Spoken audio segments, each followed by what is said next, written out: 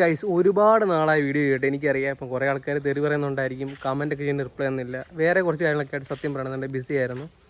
എൻ്റെ കാര്യം പറയുകയാണെന്നുണ്ടെങ്കിൽ പേഴ്സണലി സന്തോഷമാണോ സങ്കടമാണെന്ന് വെച്ചാൽ എനിക്കറിയത്തില്ല. അങ്ങനൊരു വികാരമാണ് എനിക്ക്. VFS എല്ലാം കഴിഞ്ഞ് അതിൻ്റെ ഇത് വന്നിട്ടുണ്ടായിരുന്നു, എൻ്റെ വിസ റിജക്റ്റായി.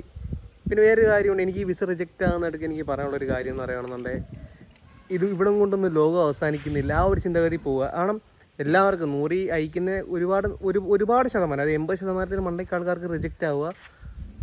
ഭയങ്കരമായിട്ട് ആൾക്കാർ ഇപ്പം എല്ലാവർക്കും വിഷമവും കാര്യങ്ങളൊക്കെ വരും. പക്ഷേ നമ്മളതൊന്നും സിവിയറായിട്ട് വലിയ കാര്യമായിട്ട് എടുക്കാതിരിക്കുക. എന്ന് പറയുന്ന പോലെ അതുകൊണ്ട് മാത്രം നമ്മുടെ ലൈഫ് അങ്ങനെയൊന്നും ഇല്ലല്ലോ, ഇനിയും ഉണ്ടല്ലോ ലൈഫ്. അതല്ലെങ്കിൽ വേറെ എന്തെങ്കിലും പരിപാടി വരും.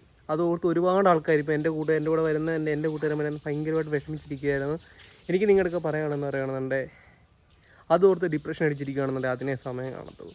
പിന്നെ കുറേ ആൾക്കാർ കുറേ സംശയങ്ങൾ ചോദിച്ചായിരുന്നു. VFSന് പോകാൻ നേരത്തെ എന്തൊക്കെ ചോദ്യങ്ങളാണ്, മലയാളത്തിലാണോ ഇംഗ്ലീഷിലാണോ എങ്ങനെ ചോദിക്കുന്നത്, അവിടെ ഉള്ള ഇരിക്കുന്ന ആൾ ഏത് ഭാഷ, തമിഴന്മാരായിരിക്കും കൂടുതൽ അവിടെ. അപ്പോൾ തമിഴിലും ഇംഗ്ലീഷിലും മിക്സ്ഡ് ആയിട്ടുള്ള ക്വസ്റ്റ്യൻസ് ആണ് പൊതുവേ വരാറ്.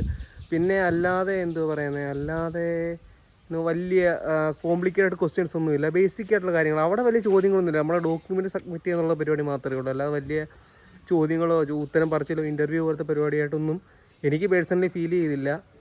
പിന്നെന്തുവാ, ലോക്കർ സംവിധാനം ഉണ്ടോ എന്നൊക്കെ ചോദിക്കുന്നുണ്ട്. ലോക്കർ സംവിധാനം ഇല്ല എന്നാണ് എൻ്റെ ഒരു വിശ്വാസം. നമ്മളൊന്നും ലോക്കർ സംവിധാനം അങ്ങനെ ഉപയോഗിച്ചിട്ടില്ല. പിന്നെ എനിക്ക് അപ്പോഴിപ്പോഴും പറയാനുള്ള VFS പോവുകയാണെന്നുണ്ടെങ്കിൽ ഫുഡൊക്കെ കഴിച്ചിട്ട് പോവുക. ആ കോമ്പൗണ്ടിൽ കയറി കഴിഞ്ഞ് കഴിഞ്ഞാൽ അവർ കഴുത്തിറക്കുന്ന രീതിയിലുള്ള വിലയാണ് എല്ലാത്തിനും മേടിക്കുന്നത്. ഒരു ചായക്കൊക്കെ 80-100 രൂപ വിലയാണ്. അത് ഞാൻ അന്നത്തെ വീഡിയോക്കകത്ത് ചെയ്തിട്ടുണ്ടായിരുന്നു. പിന്നെ എനിക്ക് എൻ്റെ കൂട്ടുകാരൊക്കെ പറയുകയാണെന്നുണ്ടെങ്കിൽ ഒരുപാട് ആൾക്കാരെ ഞാൻ കാണുന്നുണ്ട് ഈ പോകാൻ പറ്റിയില്ല എന്നോർത്ത് വിഷമിച്ചിരിക്കുന്നവരുടെയൊക്കെ. അവരുടെയൊക്കെ ഇത്രേ എനിക്ക് പറയുള്ളൂ. എനിക്കറിയാം വിഷമം കാണും, പേഴ്സണലി എനിക്കും വിഷമം ഉണ്ടായിരുന്നു. പക്ഷേ വിഷമിച്ചിരുന്നിട്ട് എന്ത് കാര്യം, നടക്കാനുള്ളതാണ് നടക്കും. ആ ഒരു വൈബിലെടുക്കുക. അല്ലാതെ നിങ്ങൾ ഒരുപാട് ഇതാവാതിരിക്കുക.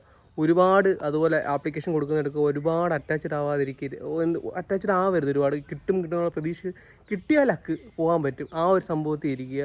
അല്ലാതെ ഓവർ ഹൈപ്പ് കൊടുത്ത് ഓവർ പ്രതീക്ഷ കൊടുക്കണമെങ്കിൽ നിങ്ങൾ ഒരുപാട് വിഷമിക്കേണ്ടി വരും. ചിലവർക്കൊക്കെ അങ്ങനെ എല്ലാവർക്കും പോകാൻ പറ്റട്ടെ, ആപ്ലിക്കേഷൻ കൊടുക്കുന്നുണ്ട് എല്ലാം ഇതാവട്ടെ.